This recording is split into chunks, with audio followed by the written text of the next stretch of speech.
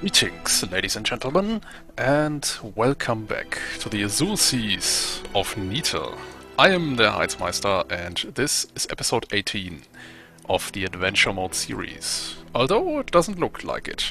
Well, I am here in the designer, on the normal instance of Nita, and I'd like to show you what I have been working on in the background. As you might know, I'm working on a custom campaign, and for this I have added a few constructions and well, vehicles and buildings to the second favorite faction in Nita, which is the Onyx Watch. So, yeah, before we begin, a small overview of a few installations here that I have added to the Onyx Watch, and those will be appearing in this custom campaign, which is not quite ready yet. I'm sorry. Not quite ready yet, still working on it, but here we have something that I have shown the construction process of. This is the Castellum, as I have called it. Basically a real Onyx Watch castle for, well, the castle faction of Nita. Of course, not without its grand ballista on the top here, taking out flying squirrels in one shot, by the way.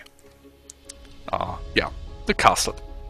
And then there is another thing, which is actually a repurposed furnace, the resource gathering installation of the Onyx Watch. This is one which I've called the Sky Watcher, and this has the same grand ballista as the Castellum, but this is a slightly downsized version, and in terms of its firepower in a single shell, and also it fires a lot faster than the one on the Castellum.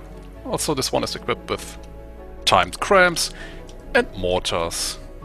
Yeah. And then this here is what might appear like a regular furnace, but this is what I've called the Protector, and this is merely an beefed up version of the furnace without its resource gathering capabilities. So basically an advanced defense structure. Yeah, I've been working on these things for a while now. I don't have much time to do FtD, as you probably have noticed, since the last episode is quite a few episodes away. However, let's stop the showcase here and head into the adventure mode, because there is another announcement I have to make. And there we are, back again on the all too familiar endless seas of Nita here in adventure mode. Yeah, the seas are extremely calm for now. Let me just slow down the game, and between the last episode and this one I have played for about an hour and accumulated a good chunk of materials. You can see here in the bottom right corner the material complement of the carrier and the material pool of the entire fleet. I have accumulated so many materials, in fact, that I think I'm ready to deploy 2 more units, which will most likely be the last units to be deployed. And I finally decided, after so many hours in this adventure mode, to deploy 2 real submarines. Now, I've been rather hesitant to do this in the past, because my submarine fleet is not exactly impressive, save for 2 exceptions. One is the strategic submarine firing a whole bunch of missiles, and the other one is a dedicated submarine hunter. And this hunter submarine is the one I'm going to spawn now. Oh, okay, it's that thing. Yeah, for those who don't know, this is the Scourge. And the name is quite fitting, actually. This is infuriating to fight against if you are not prepared and properly armored against its weapon system, because it basically spams these high-velocity kinetic darts, and it's very good at it. While each dart in itself doesn't do a lot of damage, the sheer amount it can throw out is quite a lot. But I'm sure with the firepower we have at our disposal, we should make short work of it. Yeah, I'm fairly certain. But yeah, these are really low caliber kinetic darts. And I say one good hit to one of its guns, and this Scourge should be dealt with. Or, you know, we can always roast it with EMP, that works as well. There we go. One gun removed. And the other one has been rendered inoperable as well. Very nice. Very nice indeed. Now then, I was talking about another announcement I have to make, and yeah, it's rather a lengthy one, so please bear with me. I plan to do a series of construction videos next, probably after this adventure run, depending how this goes, and I have selected 3 projects for this construction videos, and I might only show one of these projects or maybe 2 in a video. I haven't decided on that yet. But the overarching theme of these construction projects will be versatility and basically adapting to situations on the battlefields of Nita. And for this I have selected the 3 following projects. The first, I have hinted at some time ago, is an Aerospace Fighter. Basically a kind of aerial unit that can operate within the atmosphere of Nita, and once it gets a little bit higher into the atmosphere, switches to a mode where it can basically freely fly in space as well. Of course, this requires a little bit of tinkering with ion engines, which you need to move in space, and custom jet engines as well. And yeah, we'll see how this works. Basically, I have decided to build 2 versions of that Aerospace Fighter. One which is a normal unit that can be constructed like the Phantom here, and one that is carrier-based, which can be constructed or being placed on a carrier, and is a lot smaller, like the one that can act independently. Kind of like this bomber drone here. Speaking of carrier, the second project I have thought about is an adaptive drone carrier. Now, what do I mean by that? You see, this carrier will build specific drones according to the types of enemy it faces on the battlefield. Meaning it will not spawn in with an already deployed complement of drones, but rather it will build them during the battle. So probably needs a lot of material storage for this. What I mean by that is, for example, let's say we have an enemy up there in space. So the carrier will of course build this tiny little Aerospace Fighter, for example, which will then ascend through the atmosphere and engage the enemy in space. Or we have a rather large enemy on the field, in which case the carrier will build a it's called a strike drone. Well, I call them sniper drones apparently. You know, the ones with where are they? Yeah, those guys here with the laser guided kinetic missiles. They are deceptively strong, to be honest, especially when deployed in numbers. I have done some testing there. Or, you know, if there's a fast, small enemy on the field, then the carrier will deploy small fighter drones. You basically get the idea, I think. So, a rather the utility-focused vessel that adapts to the situation on the battlefield. And last, but certainly not least, we have something like a... yeah, what should I call this, actually? Oh yeah, I'm going to call it a hover cruiser, amphibious ship. Yeah, it's kind of difficult to find the correct term for this kind of unit, but this will basically be a light cruiser-sized ship, which is equipped with a hover drive. So this ship will be able and encouraged to try to traverse terrain so like land masses as well, not mountains, mind you. And once it comes close to the shore, it will cease to move like a regular ship and engage its hover drive when it then will continue to hover above the surface of a shallow body of water or even land. And this will require some tinkering as well, especially when it comes to the whole power distribution. You know, when to engage the specific drives for hover and when to land and how to not waste any power. Something like that, basically. But yeah, the 3 construction projects are these, and I will put up a poll where I will ask you guys to vote on a specific construction project you want to see in a video series, and yeah, I think it's going to be rather interesting. Oh, hang on. Interesting indeed. Interesting is our next opponent.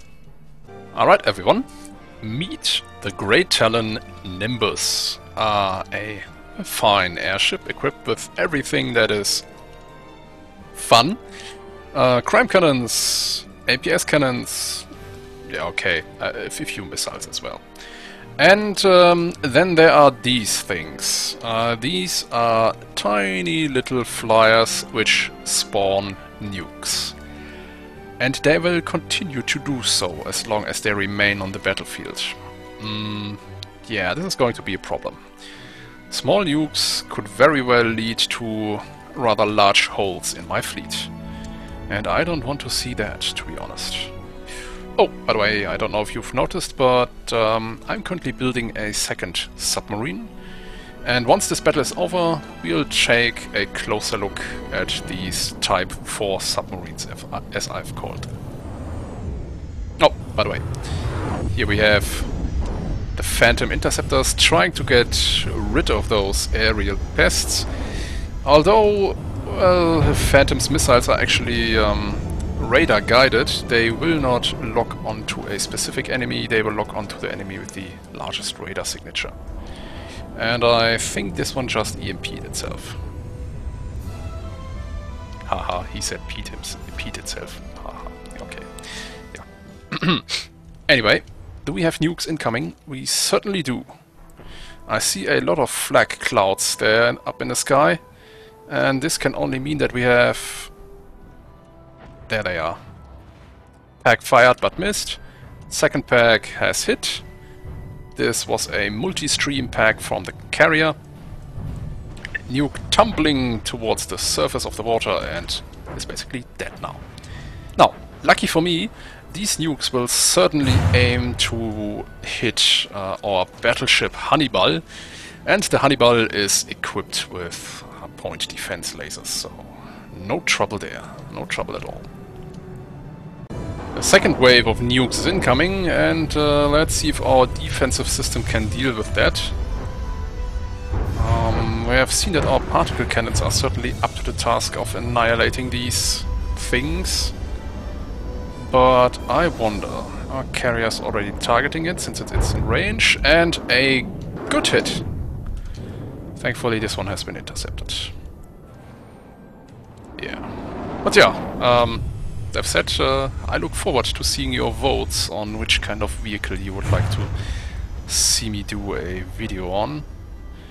And yeah, maybe I'll do on a well, second video series on the second placed vehicle, according to the poll. Kaboom! Nice. Right then, how's the Nimbus doing?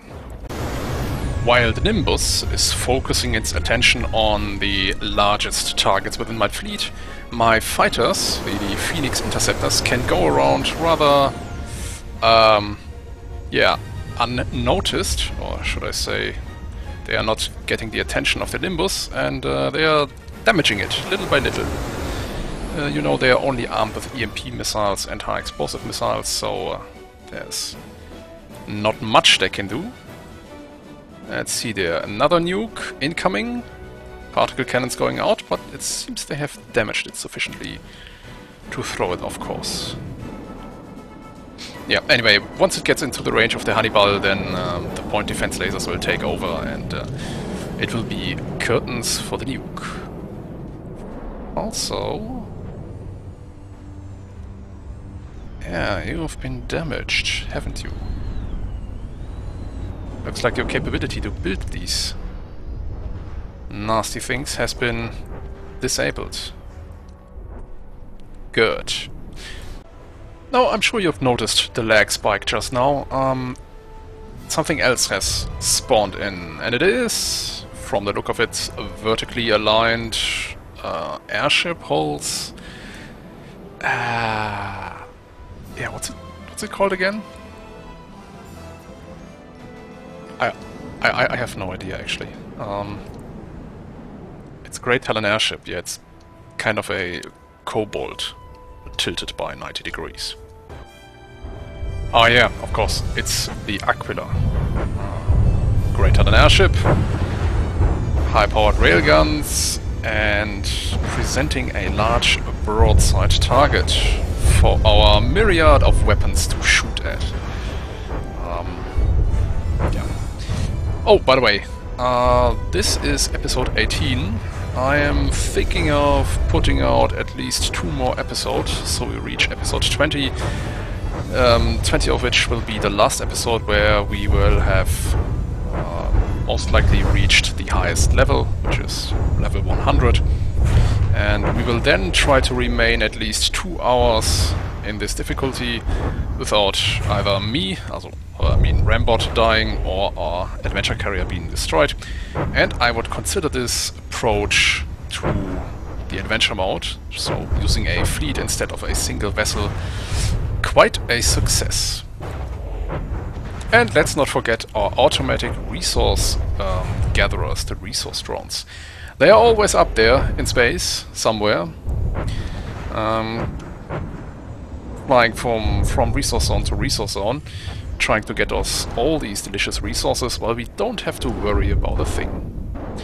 Resource routine is something you have to be thankful for at this point. Yeah, we are quite puncturing a lot of holes into the armor of the Aquila there. I mean, it's concentrated fire from an entire fleet.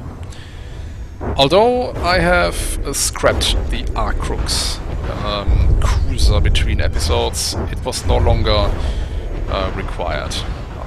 It has served its purpose for now, and I do plan to spawn in at least 1 more unit, and that's it then, probably. Something much more powerful is required to deal with enemies that are basically rather dangerous. I'm thinking of Scarlet Dawncraft there, or the Great Talon Empyrean. I mean, our fleet could probably bring an Empyrean Dawn, but it will take quite a toll. How are we doing here with the Aquila right now? We have damaged everything to its rather generous amount of heavy armor. Down to it, I mean. And, oh, even the particle cannon from the carrier fired. Yeah, it's probably in range for that one. Ah, the poor Phantom. Yeah, it doesn't have the strength or the capabilities to get out of the water on its own, which is quite a shame, though. This is probably being attributed to its rather unique shape of wings. It messes with the center of gravity a bit, and it makes placing balloon deployers rather difficult. The Aquila has been destroyed, but not been sunk or downed into the waters, which is a testament to the sturdiness and to the construction of this craft, I guess. Nice. Oh, for anyone noticing or wondering, we are on warp difficulty 90. Bye bye, Aquila. So, we are still in the fight, and here we have one of my well, Hunter submarines. There's the other one. They should try to stay as low as possible, basically just above the seafloor, which is at 500 meters here. in adventure mode, and they are equipped with remote guided heat torpedoes. Very effective, those. And no, those are not missiles. You are mistaken. These are indeed vertically launched torpedoes. Due to the hole shape, I had basically no other choice than to align these torpedoes in a vertical way, I mean, and these are short-range EMP torpedoes, because I still had a little bit more space in here. And the thing that's so noisy, by the way, is a fuel engine going at full tilt. Yes, I know, it's not particularly a well-designed one. I had to strike a compromise between fuel-efficient and space-efficient, and this is basically what I've done. And here in the back we have a steam engine, which only activates when enemies are present. Which reminds me, by the way, I need to do a little refit of these submarines. A little hunter submarine. Decoys here, and way too many torpedo interceptors. Hitting this thing or even damaging it with torpedoes is not impossible, but rather difficult. So you might want to use kinetic projectiles from APS guns, or particle cannons, or extremely heavy torpedo spam. And yeah, that's it. My little Type 4 submarine. All hands on deck, and all weapons at the ready, because we have spotted a new enemy. It is something flying, apparently. Let me just check it out for 1 second. It is an Eerie. Okay then. This shouldn't be a problem. But you never know. Nah, this shouldn't be a problem. An Eerie! I haven't seen this construct in quite a while, actually. Little fun fact.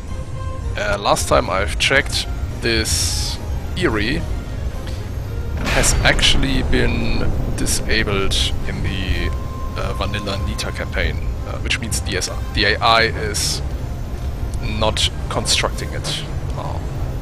Yeah, could never get that achievement that you have to defeat an Eerie in the campaign. Although the achievement says in campaign fixed difficulty, missions and adventure mode, so I don't think this edited version of Nita counts towards the achievement. But hey, if you want to get it, defeat an Eerie in adventure mode, which we are about to do. Haha. And I've thought about what kind of unit to spawn in next, and I currently can't decide if I should spawn in an airship of mine, which uses lasers as its primary offensive tool, or something else entirely, something experimental. Well, there you go. The Eerie has been defeated. Wasn't really a surprise now, was it? Yeah, but I fear we may face much stronger opponents in the near future. Well then, I guess I'm afraid that's it for this episode. Yeah.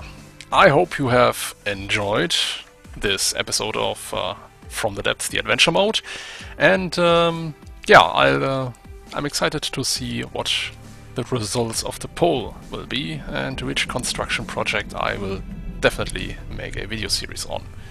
Bonk. Anyway, I am the Heizmeister, and I hope I see you next time on the endless seas of Nita. Take care and goodbye.